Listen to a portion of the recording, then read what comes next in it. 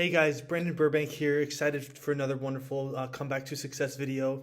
Today the topic we're going to be covering is what to do when facing mental health challenges. You might be wondering to yourself if you've gone through challenges in your own life and you're like, how do I go through navigating when I'm not doing well? That's a really important question, and I would say to start with is just being calm, because when you have a lot of calmness and a lot of you take out the anxiety, you take out the stress, you take out the uncertainties, and just trying existing and being yourself and being complacent with yourself. That is the best approach to starting with overcoming when you are working through these challenges that might be severely difficult and hard for you to build momentum to getting out of.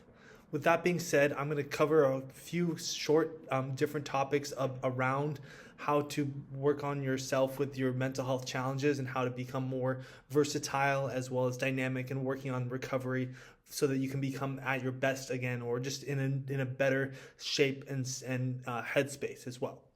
To start with, like I said earlier, being calm, that's an important aspect of generating an approach to help giving you the needs so that you can become more well again. And so being calm, it's like taking advantage of the opportunities of your life. Yes, you are going through some challenges right now, possibly. Maybe you're going through some things alone.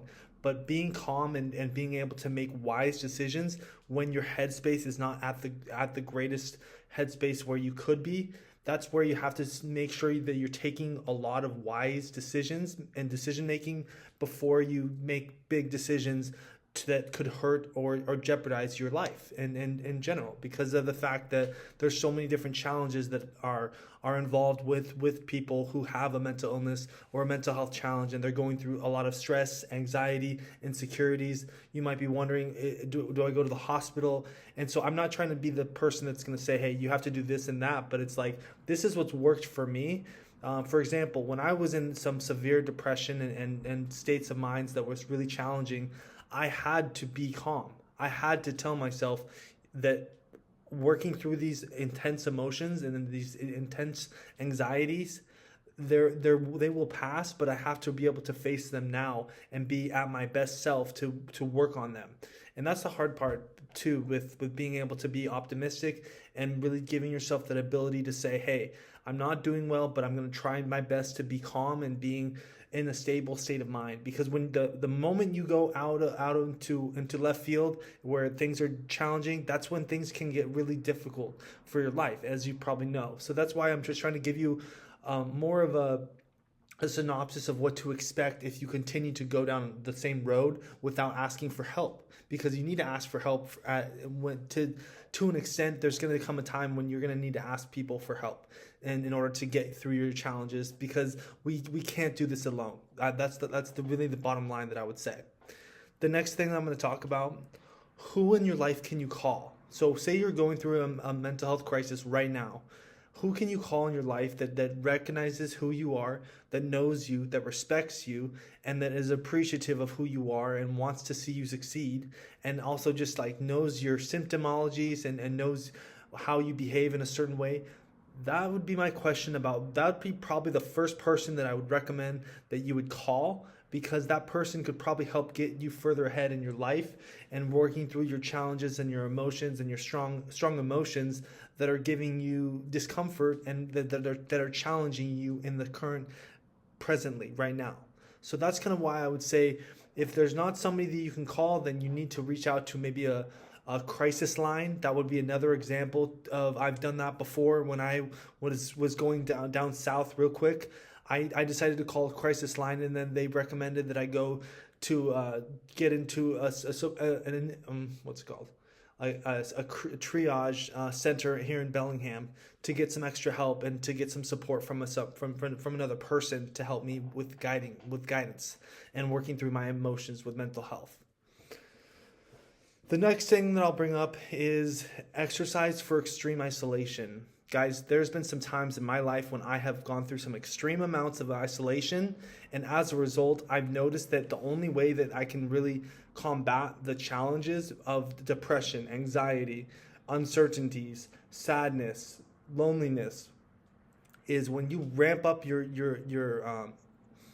your exercise routine and you do something productive that day, you will feel a lot better most of the time after you do the workout, because it will help you get more clarity and just to feeling that balance of, and it helps you focus, takes your attention off of your problems. Don't get me wrong, folks. I know how hard that it is in order to start getting into a workout routine, but I can tell you right now that by being able to do some type of exercise, whether it be as simple as walking, but running is even more beneficial for me, is I've noticed that would be a huge help and a source of support to help you thrive again and finding momentum when you are facing mental health challenges. So get involved, get active, and that's just another component that I wanted to share with you. Okay, here's another one. It's called be patient with yourself. When you're patient with yourself, you're telling yourself that you recognize the circumstances, and not everybody in this world knows your story. Not everybody knows what you're going through. Not everybody knows how to help you. So that's why you are the one that has to be the number one advocate for yourself in order to maintain wellness and find sustainability and direction so that you can overcome your mental health challenges that you're currently facing with. So that's kind of why I'm saying is that being patient is an important part of the recovery process, because I can guarantee you right now, I want to be in a much better place than where I'm at now, but I'm actively taking steps and making wise decisions to help me get further ahead in life. That's the ultimate goal. And that's called progress. And the proof is in the progress, because I'm actually putting in the work and being really technical and meticulous about how I live my life. And so kind of with the being patient aspect, if you're going through challenges with your mental health right now, be patient with yourself. Tell yourself positive affirmations. Find a way to get yourself into a stable state of mind, a stable position, a stable place, and then you can start working on your challenges one step at a time. That's all I can tell you for that. And then also the last one that I'm going to share with you is creating a to-do list. So creating a to-do list, that means that gives you the power to say, I'm going to do this, this, and this, and once I get done with this, I'm going to be much more achieved, feeling like I achieved something today. That is a great idea for how you can grow and gain more momentum as you are working through your problems and your challenges, because your challenges are so hard to pinpoint, and really going to great lengths like hospitalizations or inpatient therapy sessions, those are hard to deal with. So that's why if you can start getting productive today and working through those challenges by yourself, and also like being in constant communication with your team, the team of people in your life who know you and who love you, support you, and want to see you succeed, then you can eventually start to work your way out of that crisis. For example, this year I was getting into some challenges with my mental health.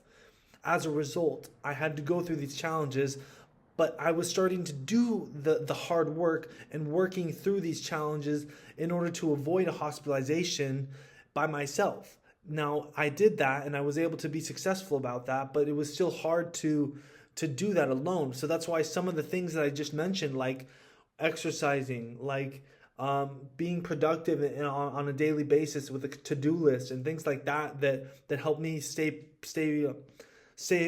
afloat above ground, so to speak, as I continue to work through navigating these changes. So that's the kind of the nutshell of everything that I wanted to encapsulate into this video for you, to help you, give you more leverage and feedback and state peace of mind in your own abilities to work on your challenges, and knowing that change is possible. You can overcome your obstacles. I believe in you. And guess what? You have to ask yourself, do you believe in yourself or not? And you have to make that firm decision with yourself, and eventually it will show. With that being said, guys, thank you so much for watching this video with me. And I hope that you guys can do well and have a good rest of your day, and God bless you. Thank you.